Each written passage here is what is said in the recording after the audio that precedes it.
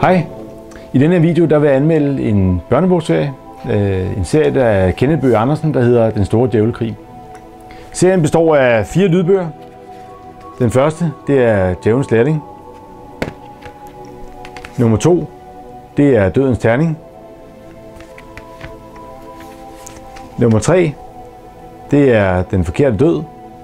Og inde i den 4., der nu er udkommet, det er Ondskabens Engel.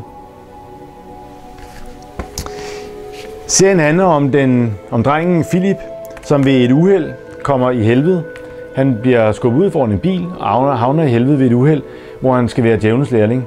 Det var meningen, det skulle have været en anden dreng, men da Philip nu er ham, der ender dernede, så prøver djævlen at få ham til at blive i stand til at komme ud og være hans efterfølger. Djævlen er dødeligt syg, og Philip han har nogle besværligheder med at komme ind og blive en god djævel, fordi han er faktisk det, der er tættest på at være et englebarn.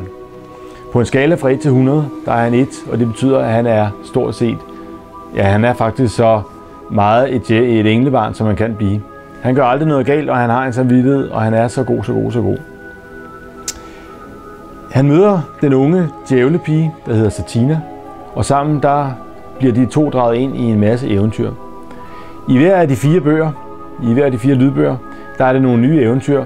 De tager alle sammen udgangspunkt i helvede og i det, der foregår i helvede. Kenneth Bøgh Andersen han har med Den Store Djævlekrig skabt en serie, som er en fantastisk serie. Den er humoristisk, den er underholdende, den er sjov, den er spændende, og den er velegnet, hvis man har lyst til, sammen med sine 10 til 12, 13, 14-årige børn, at høre nogle lydbøger sammen. Den er god til de lange ture sydpå eller nordpå. Den er god, som jeg selv har hørt den, når jeg kører med min søn med bus og tog på vej mod skole og arbejde. Og den er oplæst af forfatteren selv, af Kenneth Bøgh Andersen selv. Kenneth Bøgh Andersen er nok en bedre forfatter, end han er oplæser, men hans engagement er ikke noget at tage fejl af. Han går til opgaven med iver, og man kan høre undervejs i de 4 lydbøger, der bliver han bedre og bedre til at læse op, så han er faktisk helt hæderlig til sidst. Men selvom oplæsningen måske ikke er som en helt professionel oplæser vil lave den, så er det ikke nok til, at man skal holde sig fra bøgerne af den grund. I 2006 så fik Djævelens Lærling Orlaprisen for den bedste børnebog, og det er fuldt fortjent. Det er nogle lydbøger, som min søn og jeg har haft stor fornøjelse af, og jeg vil absolut anbefale alle, der har børn, eller ja, hvis børnene vil høre dem selv, eller man hører dem sammen med sine børn.